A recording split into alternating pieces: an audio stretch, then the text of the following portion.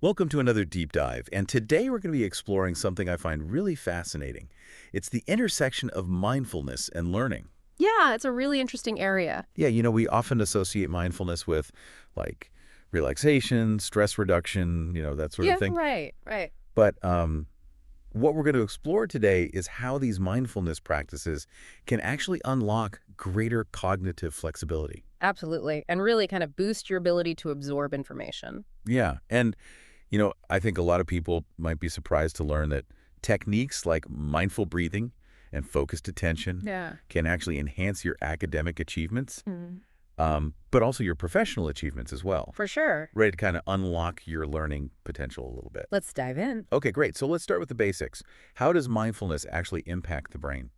Well, the foundation of this connection really lies in the impact mindfulness has on the brain. And we're not just talking about feeling calmer. It's actual observable changes in brain structure and function. Really? Yeah, so studies using brain imaging techniques like fMRI show that consistent mindfulness practice can increase gray matter density in the hippocampus. Okay, that's cool and all, but just remind me, what does the hippocampus do again?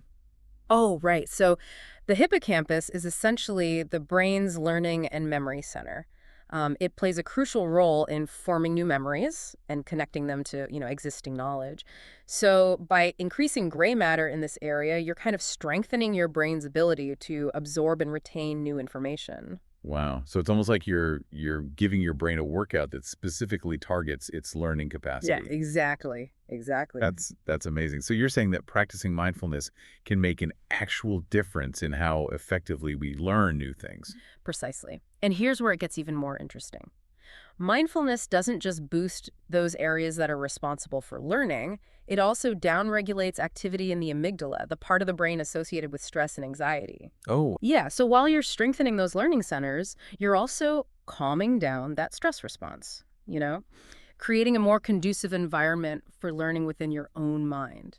so it's like you're creating a calmer, more focused internal space where Mm. learning can actually thrive. Exactly.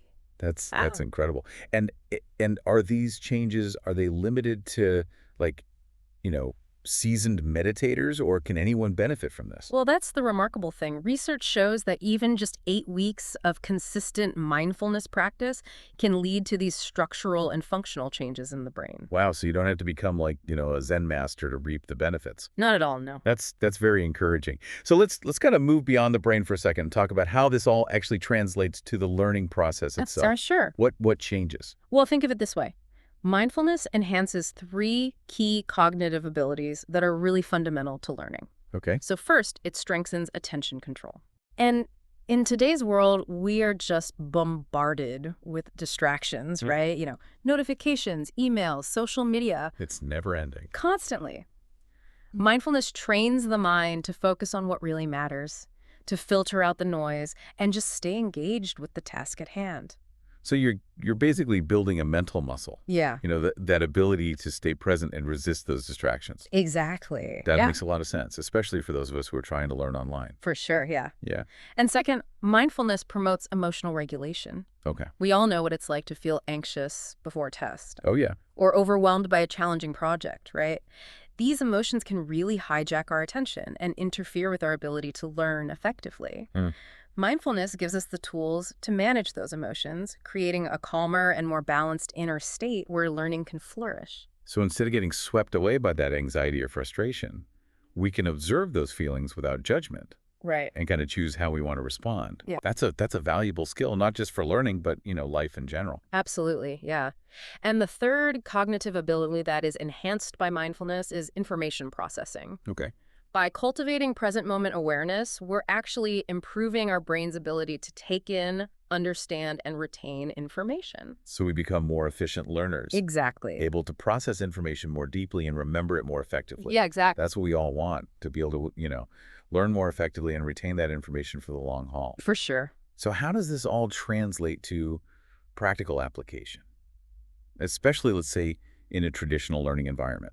Okay, so there's a growing body of research demonstrating the benefits of integrating mindfulness practices into those educational settings. Okay. Studies have shown that, introducing mindfulness into classrooms can lead to improvements in several areas. Like what? So, for example, students who practice mindfulness, they demonstrate enhanced retention of information. So they're able to recall facts, concepts, procedures more accurately. Yeah, and for longer periods of time. That's incredible. That's a game changer for students of all ages. Yeah, yeah. But it's not just about rote memorization, is it? Not at all, no. Mindfulness also improves critical thinking skills. Oh, okay. Yeah. So students who practice mindfulness, they're better able to analyze information, identify patterns, evaluate evidence. They're less likely to jump to conclusions and more likely to approach problems with a kind of a curious and open mind. So they're becoming more discerning thinkers, Yes. able to navigate all those complexities of information. Exactly. Yeah. That's really interesting. But what about creativity? Can mindfulness actually boost creative thinking as well? You know, that's a fascinating area of exploration. And early research suggests that, yeah, mindfulness can enhance creative thinking skills. It seems that mindfulness cultivates this mental flexibility that allows students to, think outside the box, approach problems from different angles, and come up with innovative solutions. That's incredible. So mindfulness isn't just about calming the mind, but it's about unlocking this whole range of cognitive benefits Right. that can enhance learning in some pretty profound ways. Yeah. But I'm curious, what are some practical mindfulness techniques that people can actually use to enhance their learning? Like, what are the techniques that are backed by research and proven to be effective? Sure. There's a wide range of techniques, each with its own unique benefits. Okay. One of the simplest yet most powerful techniques is mindful breathing. Okay. And this involves bringing your attention to your breath, just noticing the sensation of each inhale and exhale. Right. But why is focusing on something as simple as breathing so effective? Well, when we focus on our breath, we're anchoring ourselves in the present moment. Hmm. We're shifting our attention away from all those distracting thoughts and worries, kind of creating a sense of stillness and clarity. This practice helps reduce stress, enhance focus, and, create a more receptive learning state. I can see how that would be helpful, especially when you're dealing with information overload Right. or pretest jitters. For sure. Are there other techniques that can help calm the mind and enhance focus? Absolutely. Guided meditations are particularly helpful for those who are new to mindfulness. They provide a structured framework for cultivating that present moment awareness, often incorporating visualizations, imagery, or affirmations to guide the practitioner's attention. So instead of just sitting there trying to clear your mind, Right. you have a guide that's kind of leading you through the process. Exactly. That makes sense. Yeah, and guided meditations can be tailored to, specific purposes, Okay. like reducing anxiety, enhancing focus, cultivating compassion. That's really interesting. It's like having a personal trainer for your mind, Yeah. kind of guiding you through exercises that target those, specific mental skills. That's a great analogy. Now, shifting gears a bit, another powerful technique is the body scan. This involves bringing awareness to each part of your body. I, Systematically scanning from head to toe, noticing any sensations, but without judgment. so it's like you're taking inventory of your physical state, Yeah, noticing any tension, tightness, or areas of discomfort. precisely.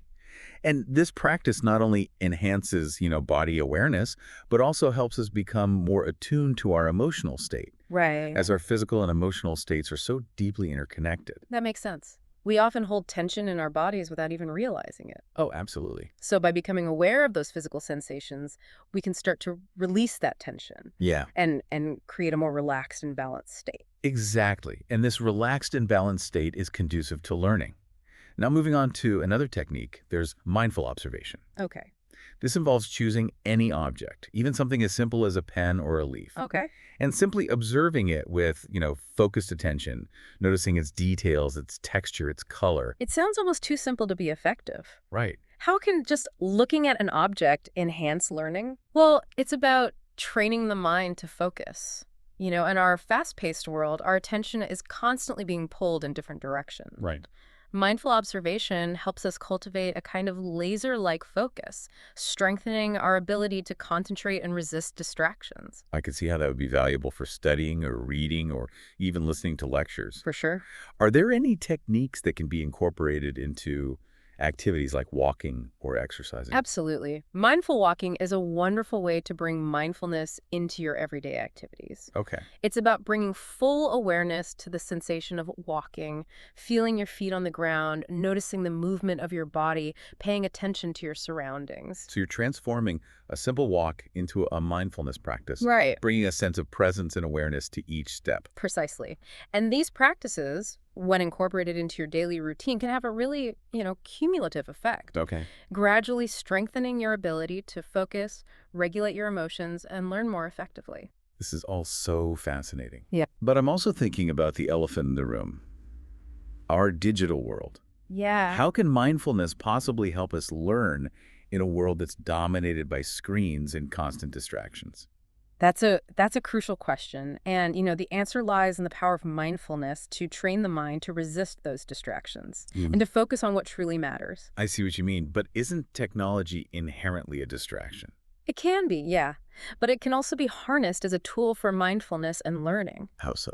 Well, think about the potential for integrating mindfulness into, digital learning platforms. Okay. Imagine online courses that incorporate mindfulness modules or brief guided meditations to help learners cultivate focus and attention before they dive into new I material. love that idea. It's like creating this mindful oasis Yeah, within that digital landscape. exactly. And there are also a number of mindfulness apps available Yeah. that offer guided meditations, breathing exercises, and other mindfulness practices, making mindfulness more accessible than ever before. So technology can actually be a gateway to mindfulness, Yeah. providing these tools and resources to support our practice. Exactly. That's a really powerful idea. But how do we actually know if mindfulness is having a positive impact on our learning? How can we measure its effectiveness in some tangible way? Right. So assessing the impact of mindfulness in education, it's a multifaceted endeavor. One approach is through self-reporting surveys. Okay. These surveys can be used to gauge students' perceived changes in areas like attention, focus, stress levels, and emotional regulation, after engaging in those mindfulness practices. So we're asking students to kind of reflect on their own experiences, Right. report on any noticeable shifts. Yeah. But is self-reporting always reliable? You're right. You're right. Self-reporting can be subjective. That's why it's important to triangulate findings with other assessment methods. Like what? For instance, we can use performance-based tasks to measure changes in students' cognitive abilities, like memory and attention, following those mindfulness interventions. So we can actually see if students are able to focus better, remember more information, or solve problems more effectively after practicing mindfulness. Exactly. And we can also use classroom observations to gather insights into changes in student behavior, Okay. like engagement, focus, self-regulation. So that's a more holistic approach, considering not just the individual student's experience, Yeah, but also the overall dynamics of the classroom. right, exactly. Are there any physiological measures that can help us understand the impact of mindfulness? Absolutely. We can track physiological changes like heart rate variability, Okay. which is a measure of the nervous system's flexibility and its ability to adapt to stress. So we can see if mindfulness is actually helping students regulate their physiological responses to stress. Precisely. And brain imaging studies, like the fMRI studies we discussed earlier, Right. can provide that, objective evidence of those neural changes associated with mindfulness practice. So all of this points to a kind of multifaceted approach to assessment, combining subjective experiences, objective measures, and even brain-based evidence Right. to kind of paint a more comprehensive picture of the impact of mindfulness. Yeah, for sure. But let's talk about the teachers themselves. Okay. How can educators effectively integrate mindfulness into their classrooms, especially considering, the demands and time constraints of a typical school day? That's a key question. Integrating mindfulness into the classroom really requires a shift in mindset and approach. And one crucial aspect is professional development for teachers. So it's not just about telling teachers to be mindful. It's about actually providing them with the training Yes, and support they need exactly. to effectively implement these mindfulness practices in their classrooms. Teachers need to be equipped with the knowledge and the skills to not only practice mindfulness themselves, Right. but also to guide their students in age-appropriate and culturally sensitive ways. That makes sense. But what are some practical ways that teachers can weave mindfulness into their daily routines without, overwhelming themselves or their students? Sure, so one simple yet effective strategy is incorporating short mindfulness breaks into their lessons. Okay. These breaks can be as brief as a few minutes of, guided breathing Okay. or a mindful movement activity. I imagine that would be a welcome reprieve for both teachers and students, Oh, for sure. especially in a fast-paced classroom environment. Absolutely. Yeah. Are there other ways that teachers can integrate mindfulness more seamlessly? Absolutely. Teachers can infuse mindfulness into, existing curriculum. Give me an example of what that might look like. Okay, sure. So, for instance, in a literature class, they can guide students in mindful reading, Okay. encouraging them to pay attention to the words in the page, their breath, and their body sensations as they read, fostering a deeper engagement with the text. Or in a science class, they can guide students in mindful observation of natural phenomena. So encouraging them to engage all of their senses as Exactly. they're exploring the world around them. Yeah, and beyond, those specific techniques. Okay. Teachers can also foster a mindful classroom environment by modeling mindful behavior themselves. What do you mean by that? Well, by demonstrating presence, attentiveness, and compassion in their interactions with students, Okay. teachers can create a ripple effect, Oh, wow. fostering a culture of mindfulness within that classroom. So it's about leading by example, Yes. creating a space where both teachers and students feel safe and supported Right. to explore the practice of mindfulness. Precisely. And it's important to remember that integrating mindfulness into the classroom is a journey, not a destination. Right. It's an ongoing process of experimentation, reflection, and refinement. That's a good reminder that there's no, one-size-fits-all approach here. Right. Teachers can adapt mindfulness practices Yeah, to suit their own teaching styles for sure. and the unique needs of their students. Absolutely, yeah. But what about potential drawbacks or challenges associated with mindfulness in education? Sure. Are there any downsides we should be aware of? It's important to approach mindfulness with both enthusiasm and a healthy dose of critical thinking. And one potential concern is the risk of mindfulness being kind of misconstrued or misapplied. What do you mean? Well, mindfulness is sometimes mistakenly seen as a way to, force students to calm down or to suppress their emotions. So it's not about silencing students or forcing them to conform. Exactly. Mindfulness is about cultivating awareness of our inner experiences, both pleasant and unpleasant, without judgment. It's about providing students with the tools to understand and manage their emotions, not to suppress them. That's a crucial distinction. Are there any other potential challenges? Another challenge is ensuring that mindfulness practices are implemented in a culturally sensitive and inclusive manner. Right? Mindfulness has its roots in Eastern traditions. Mm. And it's important to be mindful of cultural differences Hmm. and adapt practices to suit the diverse backgrounds and beliefs of our students. Precisely. We need to avoid imposing a, one-size-fits-all approach and instead create space for diverse expressions of mindfulness Okay. that resonate with students' individual experiences and cultural backgrounds. That makes sense. It's about honoring the richness and diversity of mindfulness traditions while also ensuring that those practices are accessible and inclusive for all students. Exactly. And another potential challenge is, the time commitment involved in incorporating mindfulness into already busy school schedules.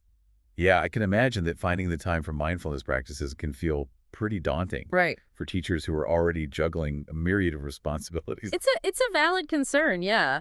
However, it's important to remember that even short bursts of mindfulness can have a positive impact. Teachers can start by incorporating just a few minutes of mindful breathing or a brief body scan into their, daily routines. So it's about finding ways to weave mindfulness into existing structures Yeah, without overwhelming teachers or students. exactly.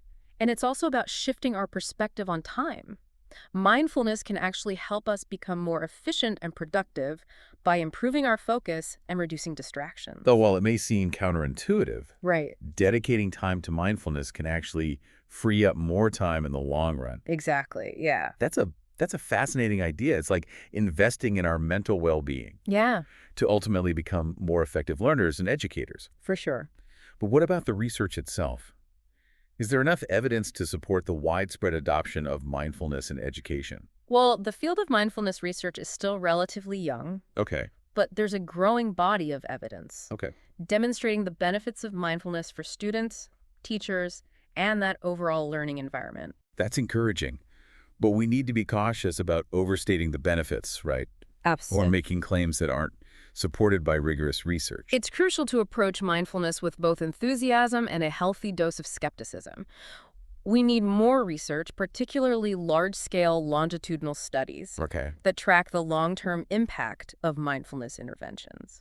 So while the existing research is promising, we need more rigorous studies to fully understand the nuances and complexities of mindfulness in education. Exactly. It's about approaching mindfulness with both an open mind and a critical eye, Right. embracing the potential while remaining grounded in evidence-based practices. That's a wise approach. But I'm also curious about the personal stories and real-world experiences of educators who have successfully implemented mindfulness in their classrooms. Sure. Have you come across any particularly inspiring examples? Absolutely.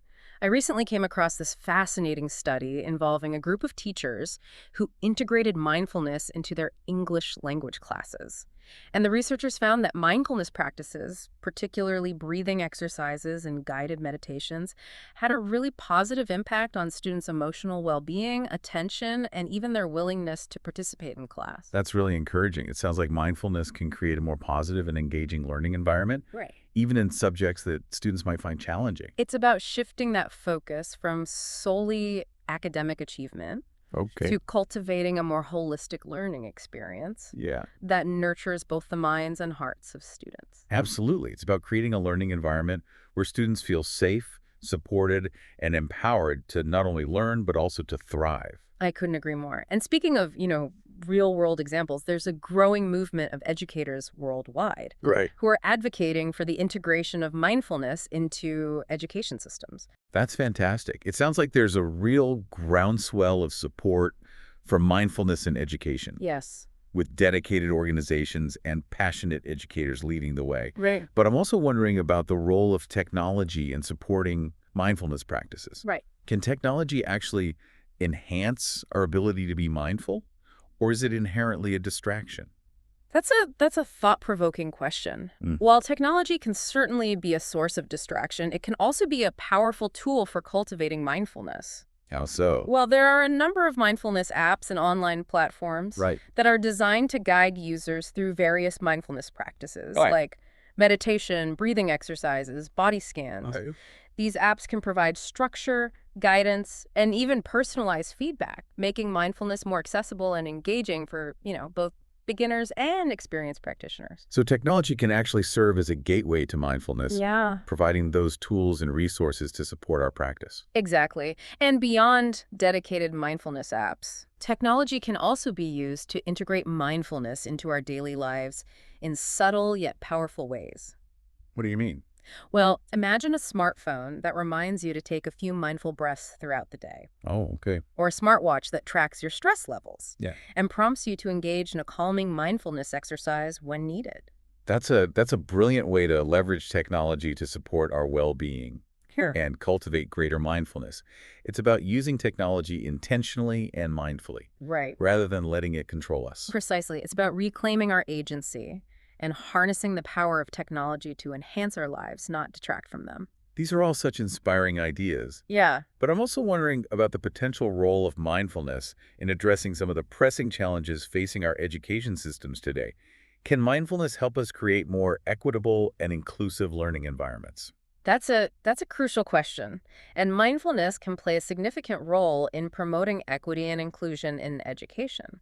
Well, by cultivating self-awareness and empathy, mindfulness can help us become more attuned to the diverse needs and experiences of our students. I can see how that would be invaluable for teachers, Right. especially those working with students from, diverse backgrounds. Absolutely. Mindfulness can help us recognize and challenge our own biases Okay. and create a more welcoming and inclusive learning environment for all students. It's about creating a space where every student feels seen, heard, and valued. Exactly. But how can mindfulness help us address the achievement gap and ensure that all students have the opportunity to succeed? Well, by improving attention, focus, and emotional regulation, Okay. mindfulness can help level the playing field for students Right. who may face challenges related to poverty, trauma, or systemic inequities. So it's about providing students with the tools they need to overcome obstacles Right. and thrive academically. Exactly. Yeah. Are there any specific examples of how mindfulness has been used to address inequities in education? Um, there are a number of promising initiatives underway. For instance, some schools are integrating mindfulness into their social emotional learning programs. providing students with the skills to manage stress, build resilience, and develop healthy relationships. That sounds like a really holistic approach Yeah. to supporting students' well-being Right. and academic success. It's about recognizing that students' academic performance is inextricably linked to their social emotional well-being. Absolutely. And it's about addressing those root causes of inequities rather Yes. than simply treating the symptom. Precisely. By empowering students with the tools to manage their inner world, Right. mindfulness can help create a more equitable and just education system for all. This has been an incredibly thought-provoking conversation. We've delved into the science, the practical applications, Yeah, and even the potential of mindfulness to address some of the most pressing challenges for sure. facing our education systems today. Right. But I'm also curious about the future of mindfulness in education. Where do you see this movement heading in the years to come? Well, I believe we're at a tipping point. Mindfulness is no longer a fringe concept, Yeah. but a rapidly growing movement Okay. with the potential to transform education as we know it. That's exciting. What specific trends do you see emerging in the field of mindfulness in education? Well, one trend is the integration of mindfulness into teacher training programs. Okay. As more educators experience the benefits of mindfulness firsthand, Yeah. they're becoming passionate advocates for bringing these practices into their classrooms. It's like a ripple effect, Yeah. starting with individual teachers and then spreading throughout entire schools and districts. Exactly. And another trend is the development of technology-based mindfulness interventions Okay. that are tailored specifically for educational settings. We talked about mindfulness apps earlier, Right. but are there other ways that technology is being used to support mindfulness in schools? Well, imagine virtual reality experiences that immerse students in these calming and restorative environments. Whoa. Or biofeedback devices that provide real-time feedback on students' physiological responses to stress, Okay. helping them learn to regulate their emotions more effectively. Those are incredible innovations. It sounds like technology is playing an increasingly sophisticated role in supporting these mindfulness practices, Yeah. making them more accessible to students. It's about harnessing the power of technology Yeah. to create these engaging and immersive learning experiences that cultivate both mindfulness and academic growth. Absolutely. And beyond these technological advancements, Okay. I believe we'll see a greater emphasis on research Sure. that investigates the long-term impact of mindfulness on students' academic achievement, social emotional well-being, and even career success. That's a crucial area for future research. Yeah. We need more robust evidence to support that widespread adoption of mindfulness in education. I couldn't agree more. And I believe this research will ultimately demonstrate that mindfulness is not just a nice to have, but a fundamental skill Yeah. that equips students with the tools to thrive in the 21st century and beyond. This has been a truly inspiring deep dive. We've explored this multifaceted world of mindfulness and its profound implications for learning, teaching, and even the future of education. But before we wrap up this deep dive, I'm curious about something. Of course. What's on your mind? Well, we've talked a lot about, the science and the practical applications of mindfulness. Right. But I'm wondering about the human element. Mhm. Have you encountered any individuals whose personal journeys with mindfulness and education have particularly inspired you? Absolutely. The work of Dr. Name Redacted, a renowned educator and mindfulness expert, comes to mind. What is it about Dr. Name Redacted's story that kind of stands out to you? Well, Dr. Name Redacted began her career as a special education teacher working with students facing a range of challenges. Yep. Learning disabilities, emotional and behavioral disorders, even trauma were a part of her everyday reality. And she saw firsthand the struggles these students faced and began to question the effectiveness of, traditional educational approaches in meeting their complex needs. So she was searching for a more holistic way to support these students, Exactly. one that addressed not only their academic needs, but also their emotional and social well-being. Exactly. And through her own personal exploration, Dr. Name Redacted discovered the transformative power of mindfulness. Okay. She found that practices like meditation and mindful breathing helped her cultivate greater focus, manage stress, and regulate her own emotions. It sounds like she discovered a valuable tool not only for her own well-being, but also for supporting her students. That's right. Inspired by her own experiences, she began incorporating mindfulness practices into her classroom, starting with simple breathing exercises and guided meditations. I'm curious, what kind of impact did these practices have on her students? The changes were remarkable. Students who were once easily distracted and overwhelmed, they became more focused and engaged in their learning. Those who struggled with anxiety and emotional outbursts learned to calm themselves and regulate their behavior. It's amazing how something as simple as mindfulness can create such profound shifts It really is. in the learning environment. And word of Dr. Name Redacted's success spread quickly. Oh, wow. Other teachers witnessed the positive transformations in her classroom and were eager to learn how to integrate mindfulness into their own teaching practices. So she became a mentor, sharing her knowledge and passion for mindfulness with her colleagues. Exactly. And her impact continued to grow from there. She began offering professional development workshops, writing books, speaking at conferences, spreading the message of mindfulness in education far and wide. It's inspiring to see how one person's dedication and passion can spark a movement It truly that is. transforms the lives of countless others. Dr. Name Redacted's story reminds us that each of us has the power to make a difference, no matter how small our sphere of influence may seem.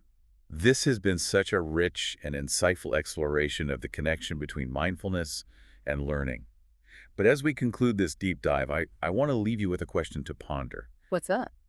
If we were to fully embrace mindfulness in education, what kind of future could we create for ourselves and for generations to come? Could we cultivate a world where learning is not just about acquiring knowledge, but also about nurturing well-being, cultivating compassion, and unlocking human potential? That's a beautiful vision to hold, and I believe it's a vision worth striving for. Thank you for joining us on this deep dive into the world of mindfulness and learning. We hope this exploration has sparked your curiosity and inspired you to embark on your own journey of mindful learning. May we all cultivate the presence and awareness needed to create a brighter future for ourselves and for the world. Until next time, be well and happy learning.